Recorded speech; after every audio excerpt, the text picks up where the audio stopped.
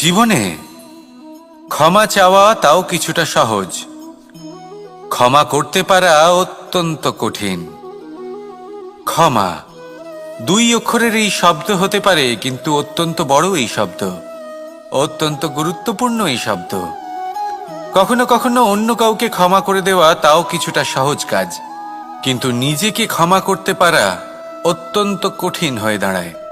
অতীতে যদি আমাদের এমন কোনো ভুল হয় যে কারণে আমরা নিজেকে ক্ষমা করতে পারি না, অনেক সময় এমন কিছু ভুল করে বসি যে বিষয় শুধু আমরাই জানি, কিন্তু আমরা নিজেকে ক্ষমাই করতে পারি না, আর আমাদের বিকাশ সেখানে স্তব্ধ হয়ে যায়।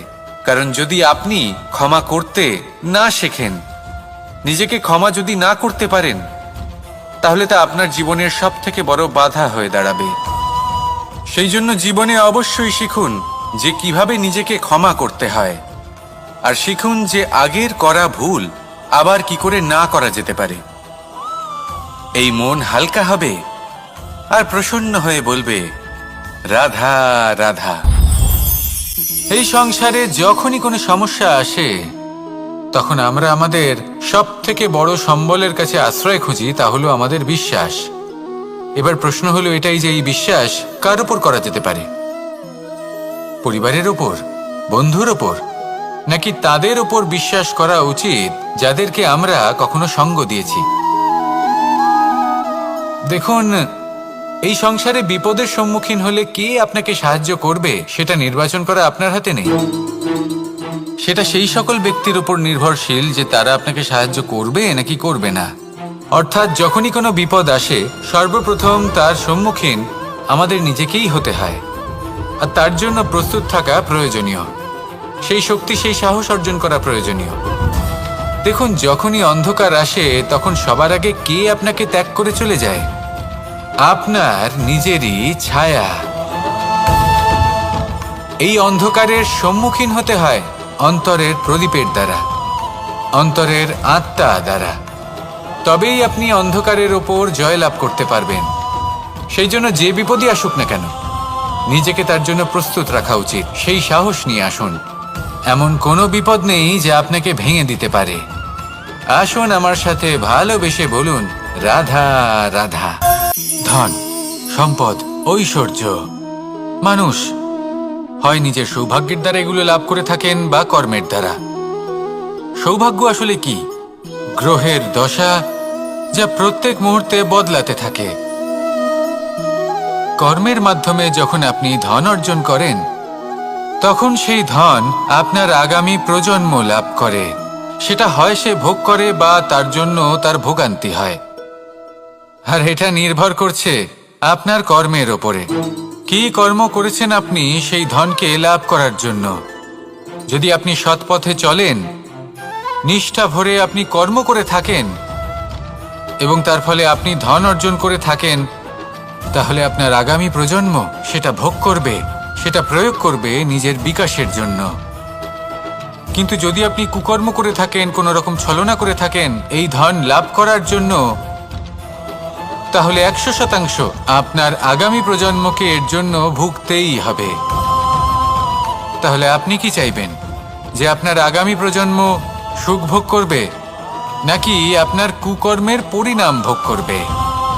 নির্বাচন আপনারই। আসুন আমার সাথে ভালোবেসে বলুন, রাধা রাধা।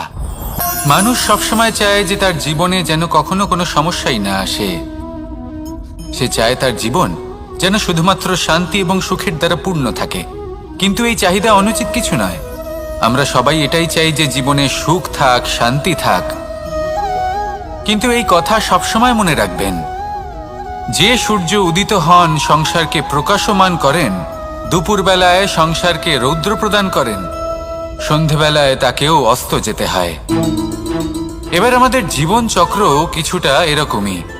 কোনো কিছুই চিরকাল একরকম থাকে না। কখনো এই নদীকে দেখুন যা বয়ে চলেছে। এই নদী যা বয়ে চলেছে তার পথেও অনেক বিপদ আসে। বড় বড় পাথরের সম্মুখীন হয়ে তাকেও সামনে এগিয়ে যেতে হয়। একটি পুকুর যা চারদিক থেকে ঘেরা, তার জীবনে কিন্তু কোনো সমস্যা নেই। কিন্তু এই সংসারে পুকুরের পুজো করা হয় না। পুজো করা হয় নদীকে। মনে রাখবেন, সমস্যার ঊর্ধ্বে তিনি উঠতে পারেন যিনি সমাধি লাভ করেছেন, যিনি এই সংসারেই নেই। যিনি এই সংসারে আছেন এবং জীবিত আছেন, তার জীবনের সমস্যা হলো শ্বাসবায়ুর মতোই গুরুত্বপূর্ণ। আসুন আমার সাথে ভালোবেসে বলুন, রাধা রাধা। কখনো কোনো প্রজাপতিকে উড়তে দেখেছেন? কি সুন্দর উড়ে বেড়ায় সে, এক ফুল থেকে অন্য ফুলে, এক পাতা থেকে অন্য পাতার ওপর। কিন্তু সে কিভাবে উড়তে শেখে কখনো ভেবেছেন? জন্ম থেকেই কিন্তু প্রজাপতির ডানা থাকে না। ও কিন্তু ছোট্ট একটা ডিমের আকারে জন্ম লাভ করে।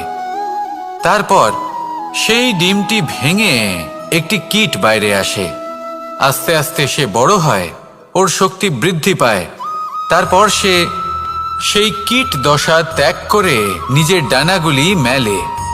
এই প্রক্রিয়া তার কাছে সরল নয়, অত্যন্ত যন্ত্রণাদায়ক প্রক্রিয়া, কিন্তু সে সেই যন্ত্রণা মেনে নেয়। আর তারপর আস্তে আস্তে সে উড়তে শেখে। শুধুমাত্র আকাশে উড়ে বেড়ায় তা নয়, আমাদের মনের মাঝে উড়ে বেড়ায়। এবার এই ডিম থেকে প্রজাপতি হয়ে ওঠার যে যাত্রা, এটা যতটা কঠিন, ততটাই কঠিন হয় এই সংসারে শ্রেষ্ঠ কর্ম করা, ততটাই কঠিন হয় এই সংসারে মহান হয়ে ওঠা। সেই জন্য প্রয়োজনীয় প্রচেষ্টা এবং সময়। নিরন্তর প্রচেষ্টা করতে থাকুন, পর্যাপ্ত সময় নিন, এবং আপনি নিজেকে এই আকাশে উড়ন্ত অবস্থায় পাবেন। আসুন আমার সাথে ভালোবেসে বলুন, রাধা রাধা। লোভ আপনার অন্তরের আরো একটা শত্রু। দেখতে গেলে এটা একটা শব্দ, একটা সংস্কৃত শব্দ। লব ধাতু থেকে উৎপন্ন হয়েছে। এর অর্থ কিছু লাভ করা। কিছু লাভ করা অনুচিত নয়, আরো কিছু লাভ করাও অনুচিত নয়, কিন্তু সব থেকে বেশি আমিই লাভ করব। আমি আরো চাই, আরো বেশি চাই, আরো বেশি পেতে চাই। এটাই হলো লোভ। আর এই লোভ যখন গ্রাস করে, তখন আপনি যা পেতে চান, সে ধনই হোক বা মানই হোক, তা অর্জন করার জন্য মানুষ যে কোনো স্তরে পৌঁছে যেতে পারে। যদি মানুষ ধন অর্জন করতে চান, তাহলে তার জন্য তারা অধর্মের পথেও চলতে পারেন। যদি সম্মান অর্জন করতে চান, তাহলে অন্য মানুষকে ছোটও করতে পারেন। শেষ পর্যন্ত আপনার এটা মনে হতে পারে যে যদি একটু অল্পই প্রাপ্ত করতাম, কিন্তু ভালোবেসে প্রাপ্ত করতাম, এই জীবন আরো অনেক বেশি সুখী হতো। লোভ আপনার জীবনে, আপনার মনে কখন যে প্রবেশ করবে সেটা আপনি জানতেও পারবেন না। তাই এটা চিনতে শিখুন, আর তৎক্ষণাৎ জীবন থেকে বাইরে ফেলে দিন। যা কিছু লাভ করতে চান তা ভালোবেসে লাভ করুন, আর সেই ভালোবাসার সাথেই বলুন, রাধা রাধা। আজ আমি আপনাকে একটা ছোট্ট কাহিনী শোনাবো। একবার আমি, রাধা আর দাদা, আমরা তিনজনে মিলে লুকিয়ে একটা উপবনে গেলাম আম পেড়ে খেতে। অনেক পরিশ্রম করে আমরা ওখানে পৌঁছলাম, আর আমরা আশ্চর্যচকিত হয়ে গেলাম এটা দেখে যে এবার তো আম পাকেইনি। এবার দাদা কি করলেন, একটা আম পাড়লেন আর সেটা চাখলেন, আর উনি নিরাশ হয়ে পড়লেন। উনি বললেন যে এটা তো খুবই টক। তারপর রাধা একটা আম পাড়লো আর সেটা চেখে দেখল, আর রাধা উৎসাহিত হয়ে পড়ল। আমি রাধাকে জিজ্ঞেস করলাম, কি হয়েছে, তুমি এত উৎসাহিত কেন? তখন রাধা বলল যে এবার এত বেশি টক আম হয়েছে যে এগুলো দিয়ে আমরা আচার বানাবো। তাহলে দাদা ওখান থেকে বেরিয়ে গেলেন নিরাশ হয়ে এবং খালি হাতে। রাধাও ওখান থেকে বেরিয়ে গেল কিন্তু উৎসাহিত হয়ে, আর অনেকগুলো কাঁচা আম সাথে নিয়ে। এর থেকে আমরা কি শিক্ষা পেতে পারি? যে প্রত্যেকটা স্থানে এমন কিছু রয়েছে যেখান থেকে আমরা কিছু একটা শিক্ষা লাভ করতে পারি, যা আমাদেরকে বিকাশের পথে নিয়ে যেতে পারে। এই শিক্ষা প্রত্যেক স্থানে আছে। সবকিছু আমাদের দৃষ্টিভঙ্গির উপর নির্ভর করছে। যখনই আমাদের জীবনে, আমাদের সম্পর্কে কোনো সমস্যা, কোনো বিপদ আসে, তখন বেশিরভাগ মানুষ সেই বিষয় নিয়ে দুঃখী হয়ে পড়েন। আর কিছু মানুষ এমনও থাকেন যারা শেষ পর্যন্ত তার সমাধান করেন, বিপদকে পরাজিত করেন, সম্পর্কগুলিকে আবার জুড়ে দেন। যদি আপনি সুখের খোঁজ করেন, তাহলে আপনি সুখ অবশ্যই পাবেন, প্রসন্নতা অবশ্যই পাবেন। যদি আপনি দুঃখ খোঁজেন তাহলে দুঃখ অবশ্যই পাবেন। এবার আপনি কি খুঁজতে চান সেই চয়ন আপনারই। আসুন আর আমার সাথে ভালোবেসে বলুন, রাধা রাধা, রাধা রাধা। আপনারা হয়তো ভাবছেন কি আশ্চর্য ব্যাপার, প্রত্যেকবার আমি কথা শেষ হওয়ার পরে রাধা রাধা বলি। এইবার আমি আগেই বলে দিলাম। কারণটা কি? কারণ হলো অত্যন্ত বিশেষ। প্রত্যেকবার কথা সমাপ্ত হবার পরে আপনাদের সবার মধ্যে ভালোবাসা বিতরণ করতে চাই, তাই রাধা রাধা বলি। কিন্তু এইবার এই নতুন এবং বিশেষ সূত্রপাতে প্রথমে প্রেম বিতরণ করা অত্যন্ত আবশ্যক। এবার একটা বিষয় আছে যা জানেন হয়তো সকলেই, কিন্তু বুঝতে খুব কম জন পারেন।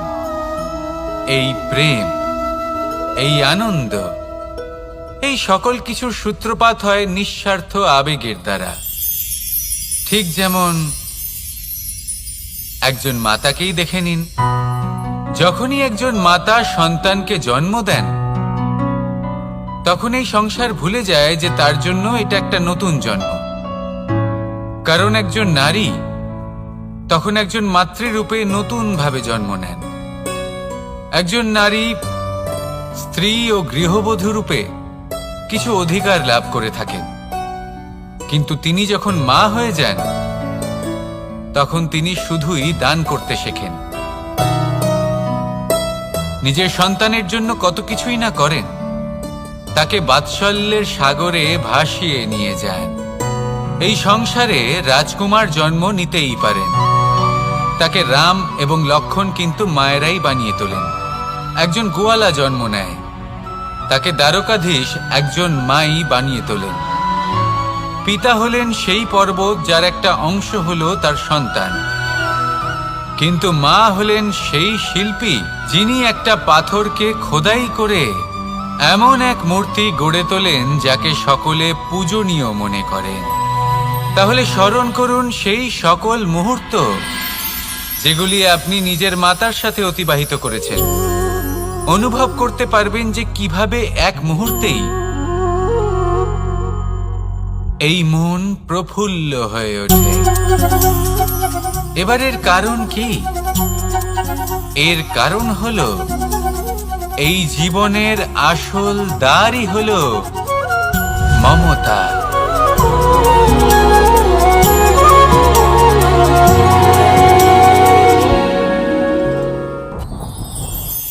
যত শক্তিশালী এই মন, তত শক্তিশালী এই শরীরও। এই যে আমাদের শরীর, এটা আসলে কি? এ হলো একটা রথের মতো। আর একটা রথ ততক্ষণ চলতে পারবে না যতক্ষণ না তাকে কোনো সারথি চালাবে। এই মন হলো শরীরের সারথি। এবার ভাবুন, যদি এই সারথি শক্তিহীন হয়, দুর্বল হয়, তাহলে এই রথের কি হবে?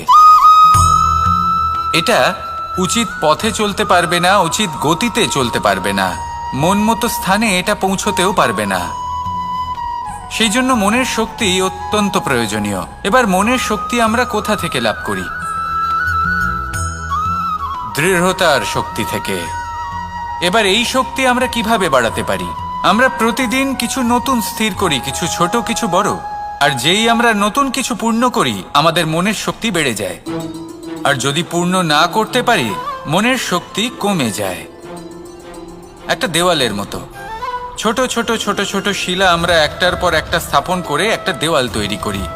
এতগুলো পাথর যখন একত্রিত হয়ে যায়, তখন এমন এক দেওয়াল তৈরি হয় যাকে ভাঙা প্রায় অসম্ভব হয়ে দাঁড়ায়। সেরকমই হয় মন এবং দৃঢ়তা। ছোট ছোট কাজ করে নিজের লক্ষ্য পূর্ণ করুন। এই লক্ষ্য যদি পূর্ণ হয়, তবে মনের শক্তি বাড়বে। কিছুটা এইভাবে যে যত বড়ই বিপদ আসুক না কেন, সেই বিপদ নিজে হার মেনে নেবে, কিন্তু আপনার মন ততটাই শক্তিশালী থাকবে। তাই মনের শক্তি বাড়াতে থাকুন, যাতে আপনি উচিত পথে চলতে পারেন, উচিত গতিতে চলেন আর মনোবাঞ্ছিত স্থানে পৌঁছতে পারেন। তবেই এই মন প্রসন্ন হয়ে বলবে, রাধা রাধা। আমি রাধাকে ভালোবাসি, আর এই কথাটা সমগ্র সংসার জানে। আর সময় অন্তরে লীলার দ্বারা, বিভিন্ন ঘটনা দ্বারা, কর্মের দ্বারা আমি নিজের এই ভালোবাসা রাধার সামনে প্রকাশ করি। এবার আপনি বলবেন, এসবের কি প্রয়োজন? রাধা কি এই কথা জানে না যে কৃষ্ণ তাকে কতটা ভালোবাসে? অবশ্যই জানে, কিন্তু এই যে ভালোবাসা, তা মনে রেখে দেওয়ার জন্য নয়, তা প্রকাশ করার জন্য। আর বারংবার এই ভালোবাসাকে প্রকাশ করা উচিত, উচিত সময় এবং উচিত সুযোগ দেখে। কিরকম? এবার যদি আপনি প্রেমীর সাথে কোনো উৎসবে থাকেন, তাহলে তার সাথে নৃত্য সঙ্গীত করুন। যদি ভিড়ের মাঝে থাকেন, তখন প্রেমীকে সম্মান করুন, একান্তে প্রসাধন করুন। দুঃখের সময় তার হাত ধরে থাকুন, সুখের সময় আলিঙ্গন করে রাখুন। এই প্রেম যত প্রকাশ করবেন, ততই এই প্রেমের বৃদ্ধি হবে। এই প্রেম আরো বেশি গভীর হবে, অটুট হবে। তাই এই প্রেমকে মনে নয়, আপনার জীবনে স্থান দিন। মন খুলে প্রকাশ করুন আর আমার সাথে ভালোবেসে বলুন, রাধা রাধা। মুঠো হাতের শক্তি বেশি, মুঠো খুললেই তা দুর্বল। তা এমন কি থাকা উচিত এই বন্ধ মুঠোয় যা লাখের সমান? মানসিকতা এবং স্বপ্ন। মানুষ জন্মগ্রহণ করে, তার মানসিকতা সময়ের সাথে উন্নত হয়। মানসিকতা অনুযায়ী সে স্বপ্ন দেখে, আর সেই স্বপ্ন সার্থক করতে সে পরিশ্রম করতে থাকে। কিন্তু খুব গুরুত্বপূর্ণ একটা কথা আছে যা আপনার মনে রাখা উচিত। আপনার এই মানসিকতা, আপনার এই স্বপ্ন, তা যেন আপনার নিয়ন্ত্রণে থাকে। আপনার বন্ধ মুঠোয় যেন এর লাগাম থাকে, আপনি যেন এর প্রভু হন। যদি তা হয়, তবেই আপনি লাভবান হবেন। যদি এরা আপনাকে নিয়ন্ত্রণ করতে থাকে, যদি আপনার মুঠো খুলে যায়, না পথ আপনার নিয়ন্ত্রণে থাকবে, না মানসিকতা থাকবে, না স্বপ্ন নিয়ন্ত্রণে থাকবে। আর যদি তাই হয়, তাহলে আপনি আপনার ভবিষ্যৎ নষ্ট করে ফেলবেন। তাই নিয়ন্ত্রণ করতে শিখুন নিজের বিচার বুদ্ধি, নিজের মানসিকতা, নিজের স্বপ্নকে। নিজের এই স্বপ্ন পূরণ করুন আর আমার সাথে ভালোবেসে বলুন, রাধা রাধা। আমার কাছে যশোদা মা যেমন, আমার কাছে দেবকী মা যেমন, আমার কাছে ঠিক তেমনই হলেন গোমাতা।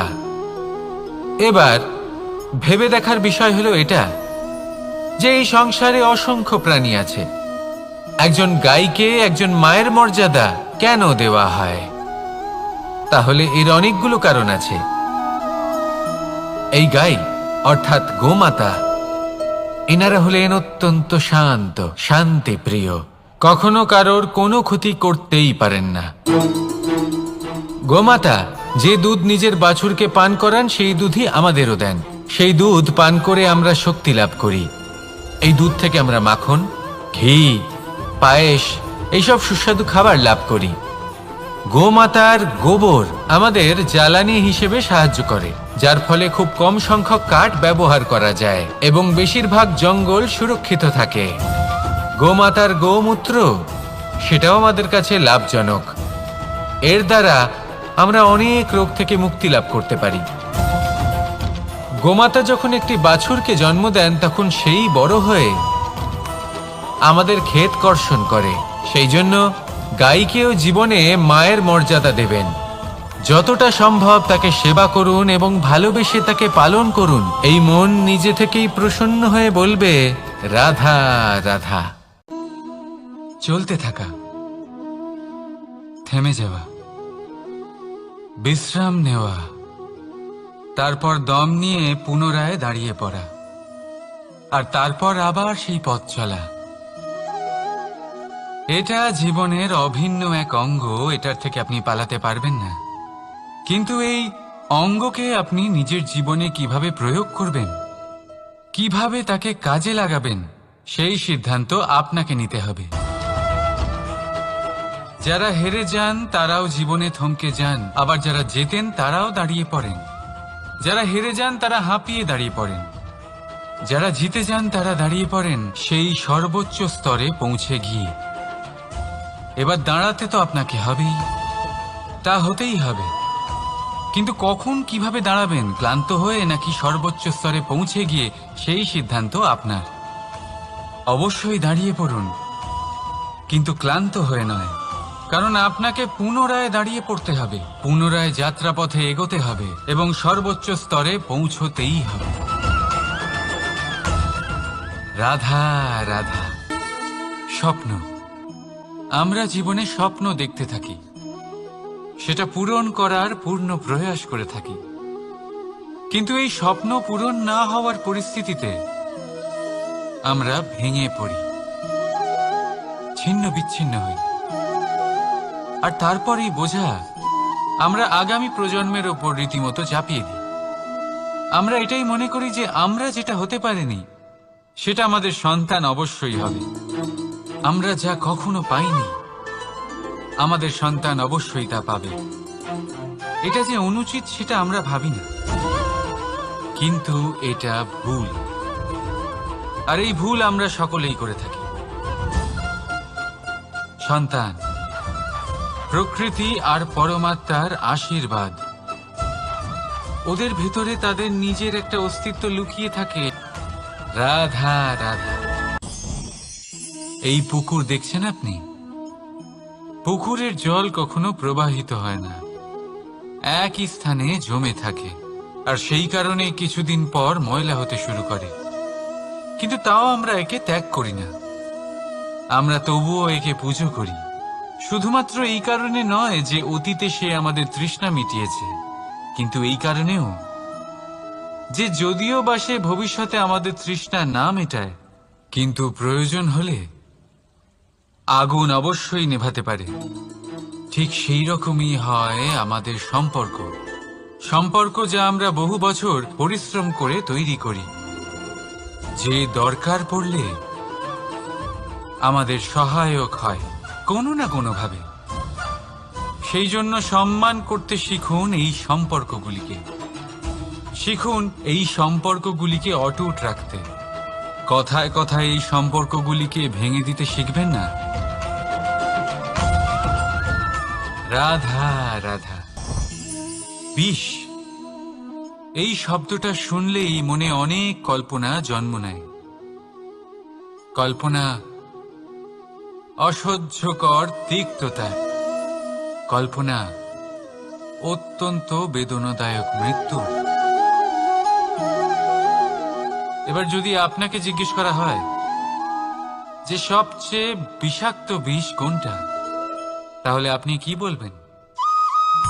কেউ বলবে সর্পের বিষ, কেউ বলবে কাঁকড়া বিছের, কেউ বলবে কালকিউটের বিষ। কিন্তু না, এই সমস্ত রকম বিষ সেই বিষের সামনে টিকতে পারবে না যাকে আমরা বলে থাকি কানের মধ্যে ঢালা বিষ। শুনতে অত্যন্ত মিষ্টি, কিন্তু তিক্ততায় অত্যন্ত বিষাক্ত। পেটের মধ্যে যাওয়া এই বিষ শুধুমাত্র একটি মানুষের মৃত্যুর কারণ হয়, কেবল একটি। কিন্তু কানের মধ্যে ঢালা এই বিষ একাধিক সম্পর্কের নাশ করতে পারে। আর এটাতে সেই ব্যক্তির ভুল নেই যে আপনার কানে বিষ ভরেছে, আপনি তাকে দোষ দিতে পারেন না। এখানে দোষ আপনার নিজের, যে এই বিষকে আপনি নিজের উপরে প্রভাব ফেলতে দিয়েছেন, এই বিষকে সুযোগ দিয়েছেন আপনার ক্ষতি করতে। এটা আপনার ভুল। সেই জন্য কুমন্ত্রণায় কখনো কান দেবেন না। আপনার মনে ভালোবাসার দৃঢ়তা জাগিয়ে তুলুন আর নষ্ট করে দিন এই সংসারের সমস্ত বিষের প্রভাবকে। রাধা রাধা। জীবন, আমাদের এই জীবন সুখ আর দুঃখ, এই দুইয়ের মিশ্রণ। এদের সংমিশ্রণই জীবনের ভারসাম্য বজায় রাখে। এখন এই সুখ, সুখ এমন এক বস্তু যাকে সবাই খুঁজে চলেছে। দুঃখ এমন এক অনুভূতি যা সবার কাছে আছে। আমাদের প্রত্যেকের জীবনে সুখ আর দুঃখ আসতে থাকবে আর যেতেও থাকবে। এটা অবশ্যই জীবনে থাকবে, কিন্তু সফলতা এটা সবার জীবনে আসে না। কেন? কারণ এই সফলতা সুখ আর দুঃখের দ্বারা প্রাপ্ত হয় না। সফলতা প্রাপ্ত হয় নিজের উপরে বিশ্বাস করতে থাকলে। আকাশের ওই সূর্যকে দেখুন, সূর্যের বিশ্বাস আছে নিজের উপর যে সে সমস্ত জগৎকে আলোকিত করতে পারবে, নিজের প্রথম রশ্মি দিয়ে অন্ধকারকে দূর করতে পারবে। সূর্য এই বিশ্বাস নিয়েই আসে, আর কিছুক্ষণের মধ্যেই সমস্ত সংসার থেকে অন্ধকারকে বিনাশ করে ফেলে সে। তাহলে মনে রাখবেন, এই সুখের আভাস, এই দুঃখের অনুভূতি আসতেও থাকবে আর যেতেও থাকবে। শুধু নিজের উপরে বিশ্বাস রাখুন, তারপর দেখবেন এই সফলতা আপনার দাস হয়ে থাকবে। রাধা রাধা। চাঁদ কত শ্রেয়, শুভ্র, কত সুন্দর। কিন্তু যদি আপনি মনোযোগ সহকারে দেখেন তাহলে দেখবেন এই চাঁদেও দাগ আছে। আর এই দাগগুলি থাকার কারণে কি এই চাঁদের মাহাত্ম্য কখনো কমে যায়? কখনো নয়। এর কারণ হলো চাঁদের নিরন্তর চেষ্টা। একবার এই আকাশে দেখুন, এই অন্ধকার সবসময় চেষ্টা করে চাঁদকে ঢেকে দেওয়া, কিন্তু এই চাঁদ সবসময় এই অন্ধকারের সাথে লড়াই করতে থাকে। অমাবস্যা থেকে শুরু করে চাঁদের এই যাত্রা পূর্ণিমা অবধি পৌঁছেই যায়। আর তাই এই চাঁদের পুজো করা হয়, এই কারণে এই চাঁদকে মাহাত্ম্য দেওয়া হয়। এইভাবেই যদি আপনার মধ্যে কোনো দোষ থাকে, কোনো খারাপ কিছু থাকে, তাহলে সেটা কোনো বড় ব্যাপার নয়। চেষ্টা করুন সেটাকে শুধরে নেওয়ার, কিন্তু সেই কারণে নিজেকে খারাপ মনে করা এটা অনুচিত। নিজের ভুলগুলো, নিজের দোষগুলো, নিজের খারাপ দিকের কথা ভুলে আপনি এই সংসারের ভালোর দিকে প্রস্থান করেই দেখুন না। আপনি দেখবেন আপনার অন্তরের তেজ ঠিকরে বেরোচ্ছে। রাধা রাধা। এই পিঁপড়েদের দেখছেন আপনি? সবাই একই রকমের। এদের মধ্যে তফাৎ খুঁজে বার করা অসম্ভব। মনে হয় যেন ওদের আলাদা আলাদা অস্তিত্বই নেই। কিন্তু যদি আপনি মন দিয়ে দেখেন তাহলে দেখবেন প্রতিটা পিঁপড়ের আলাদা কাজ নির্ধারিত, তাদের আলাদা অস্তিত্ব আছে। কেউ বাড়ি বানানোর জন্য মাটি সংগ্রহ করতে পটু, কেউ ঢিপি বানাতে পটু, কেউ খাবার খোঁজায় পটু, আবার কেউ সেই খাবার আনায় পটু। ঠিক সেরকমই হয় মানুষেরা। মনে হতেই পারে সবাই একই রকম, কিন্তু প্রতিটা মানুষের ব্যক্তিত্ব, প্রতিটা মানুষের অস্তিত্ব ভিন্ন হয়। আর সত্যি কথা বলতে কি, প্রতিটা মানুষের ভিন্নতাই আমাদের প্রগতির দিকে নিয়ে যায়। ভাবুন, যদি আপনাকে কারোর সাথে হাত মিলিয়ে চলতে হয়, তাহলে আপনাকে আপনার সোজা হাত তার উল্টো হাতে ধরে এগোতে হবে। এটাই সৃষ্টিকর্তার সৃষ্টির নিয়ম। ভিন্নতা, এই ভিন্নতাকে আশীর্বাদ ভেবে চলুন, এতে কোনো খারাপ নেই। রাধা রাধা। দাদা আমাকে বহুবার জিজ্ঞেস করেন যে কানাই, তুমি রাধার সাথে এই সংসারকে প্রেম শেখাতে এসেছো, তাহলে কেন তুমি রাধাকে এত বিরক্ত করো? কেন ও তোমাকে বিরক্ত করে? কেন এই ঝগড়াঝাটি হয়? কেন এই টানাপোড়েন চলে? এবার এটার উত্তর আমি কিছুটা এইভাবে দিতে চাই। পিঁপড়ে সেই বাড়িতেই প্রবেশ করে যেখানে মধু উপস্থিত আছে। যদি আপনার বাড়িতে মধু থাকে, কোনো মিষ্টি জিনিস থাকে, মিষ্টত্ব থাকে, তাহলে পিঁপড়ে সেখানে অবশ্যই প্রবেশ করবে। ঠিক এইরকমই হয় আমাদের সম্পর্ক। এর মধ্যে ছোটখাটো ঝগড়াঝাটি, টানাপোড়েন, রাগ করা, মন ভাঙানো, এই সব তো চলতেই থাকে, বিশেষ করে সেই সম্পর্কগুলিতে যেখানে মিষ্টত্ব আছে। মনে রাখবেন, যেই সম্পর্কে কোনো খুনসুটি নেই, রাগ করা, মান ভাঙানো নেই, কোনো ছোটখাটো ঝগড়াঝাঁটি নেই। সেই সম্পর্ক শুধুমাত্র মস্তিষ্ক দিয়ে পালন করা হচ্ছে, মন থেকে নয়। তাই মন থেকে ভালোবাসতে শিখুন।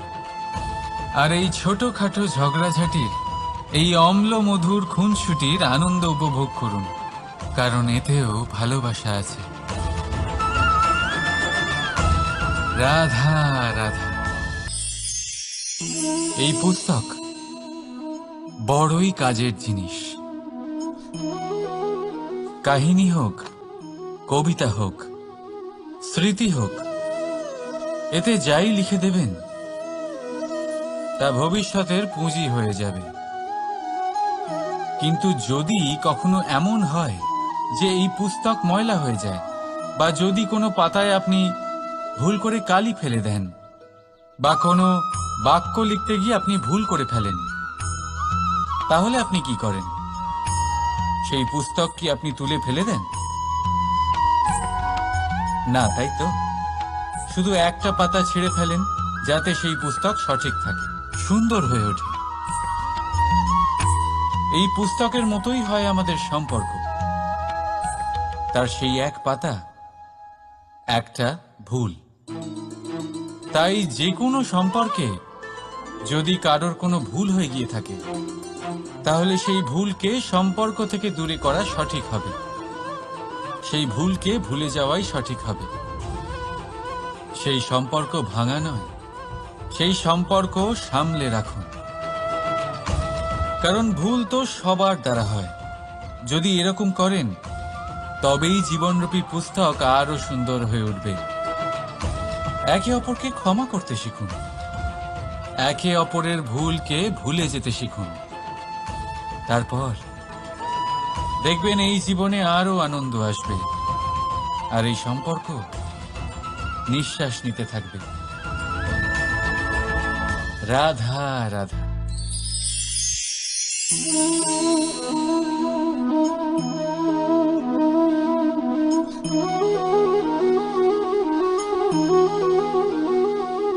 আমার এই ছায়া দেখতে পাচ্ছেন আপনি?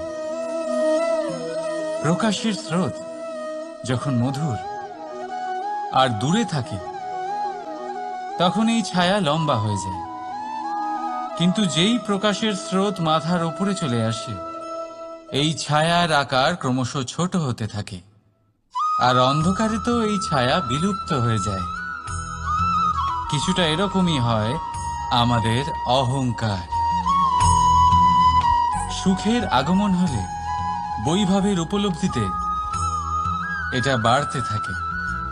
কিন্তু যেই সংকটের তাপ বেড়ে ওঠে, অহংকার ছোট হতে থাকে।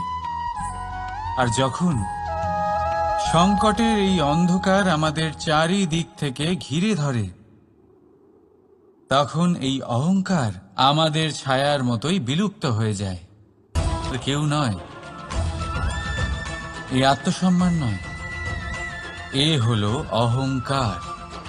আর অহংকার আর কিছুই নয়, শুধু পতনের দিকে প্রথম পদক্ষেপ। আর এই জীবনে পতনের দিকে নয়, প্রেমের দিকে এগিয়ে যান। আর আমার সাথে ভালোবেসে বলুন, রাধা রাধা। আপনি কি কখনো ফলে ফুলে পরিপূর্ণ বৃক্ষ দেখেছেন? তার ডালগুলো কিরকম স্বাধীনভাবে বেড়ে ওঠে। কিন্তু যদি এই ডালগুলো মূলের সাথে ঠিকভাবে যুক্ত না থাকে, সেই বৃক্ষের মূলগুলি গভীর না হয়, তাহলে কি হবে? তাহলে কি সে সেই সব সুবিধা পাবে? কখনোই নয়। সেই বৃক্ষের ডাল পড়ে যাবে, সেই বৃক্ষ ভূমিষ্ঠ হয়ে যাবে। ঠিক সেইভাবেই চিন্তা ভাবনার স্বাধীনতার আনন্দ আপনি তখনই আস্বাদন করবেন, যখন আপনার শিক্ষা গভীর হবে। তাই স্বাধীন থাকুন দৃষ্টিভঙ্গিতে, কিন্তু যুক্ত থাকুন শিক্ষার সাথে। রাধা রাধা। সমাজ, আমরা এই সমাজে বাস করি। আর বহুবার একটা গুরুত্বপূর্ণ কথা ভুলে যাই। এই সমাজ আমরা সকলে মিলে তৈরি করি। সমস্ত সময় কাটিয়ে দিই এইটা ভাবতে ভাবতে যে এই সমাজ কি ভাববে, আমার কি করা উচিত, আমার কি ভাবা উচিত, কি পড়া উচিত, কোনটা সঠিক কোনটা ভুল। যদি আমি এটা করি তাহলে কয়েকজনের এটা মনে হবে না তো যে আমি খারাপ, যখন আমি তা নই। মনে ভয় উৎপন্ন হয় সেই কয়েকজন মানুষের জন্য। তার কারণ হলো আমরা আমাদের মনের কথা শুনতে পাই না, না শুনতে পারি, না বলতে পারি, আর না করতে পারি। সেই কয়েকজন মানুষের ভয় আমরা খারাপের বিরোধিতা করা ছেড়ে দিই। কিন্তু কখনো নিজেকে জিজ্ঞেস করুন, শেষ পর্যন্ত কারা এই কয়েকজন মানুষ? এই সংসারে প্রতিটি মানুষেরই নিজের আলাদা আলাদা ব্যক্তিত্ব আছে, আলাদা দৃষ্টিভঙ্গি আছে। তাই যদি আপনি এটা ভাবেন যে আপনি সবাইকে খুশি করতে পারবেন, তাহলে আপনি ভীষণ বড় ভুল করছেন। জীবনে কর্ম তাই করুন যাতে আপনার অন্তরাত্মা সন্তুষ্ট হয়। আর অন্তরাত্মা সন্তুষ্ট তখনই হবে যখন আপনার কর্ম শুভ হবে। তাই নিজের মনের কথা শুনে এই সংসারে শুভ কর্ম করতে থাকুন, তবেই এই সংসারের কর্মে আপনি সার্থক হবেন। রাধা রাধা। এই পাতাকে দেখুন, কত কোমল, কত শীর্ণ। যদি এর উপরে একটুও জোর খাটান বেঁকে যাবে। পাতা তো এরকমই হয়, একটু জোর খাটালেই তা বেঁকে যায় এদের নমনীয়তার জন্য। কিন্তু ওদের এই নমনীয়তার জন্য ঝড়ে বিপর্যয়ে ওরা ভেঙে পড়ার থেকে বেঁচে যায়। যদি এদের বদলে কোনো দৃঢ় বৃক্ষ হয়, তখন হাওয়ার তীব্র গতি সে সহ্য করতে পারে না, তার সম্মুখীন হতে পারে না, ভেঙে পড়ে যায় সে। ঠিক সেই রকমই হয় আমাদের সম্পর্ক। যদি এর মধ্যে সেই নমনীয়তা না থাকে, অহংকারের দৃঢ়তা থাকে, সেই সম্পর্ক নষ্ট হয়ে যায়। তাই আনুন এই নমনীয়তা আপনার সম্পর্কে, যাতে কাল যদি কোনো সমস্যা এসে দাঁড়ায় এই সম্পর্ক যেন না ভেঙে যায়। একবার ওই আকাশের দিকে তাকান, সূর্য চন্দ্রকে দেখে নত হয়ে যায়। আর আমরা তো সাধারণ মানুষ, তাই সম্পর্ক নিচু করবেন না, সম্পর্কের সামনে নত হতে শিখুন। রাধা রাধা। প্রেম, আমরা সকলে প্রেম করি, প্রেম পাওয়ার চেষ্টা করতে থাকি। আর এমনও অনেক মানুষ আছেন যারা প্রেম অর্জন করেও ফেলেন, কিন্তু সেখান থেকে শুরু হয় এক নতুন অধ্যায়ের। আচমকা দুই প্রেমীর কিছু অনুচিত বলে মনে হতে থাকে। আচমকা দুজনে নিজেদের অস্তিত্ব নিয়ে বিচলিত হতে থাকেন। এবার এমন হলে কি করা যেতে পারে?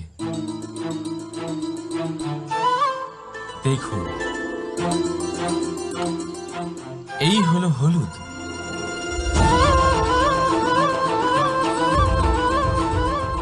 আর এই হলো চুন।